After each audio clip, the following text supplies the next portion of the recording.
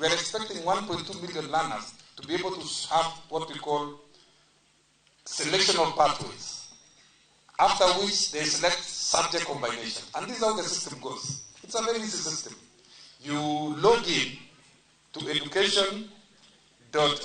selection.education.go.ke. When you are in there, you can view all your learners.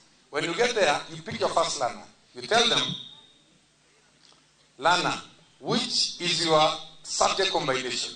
It can be either maths, it can be maths, physics, chemistry, it can be maths, biology, chemistry, it can be English,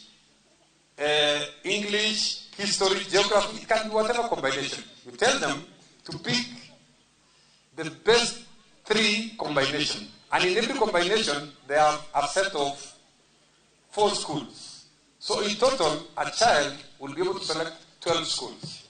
And in these schools, there are different categories. Category 1 is the schools which will usually are the ones which are performing very well, are category 1 schools. And then category 2 are those ones who are initially called extra-county schools. Category 3 are those schools which are initially county schools. And category 4 are largely those day schools and schools in that category. So we have cluster 1, cluster 2, cluster 3, cluster 4, in which the students can be able to choose. So we have put in place measures to ensure that we have a very smooth transition for all our learners in junior school to senior school. It will be the best transition ever managed in this country. I want to assure you.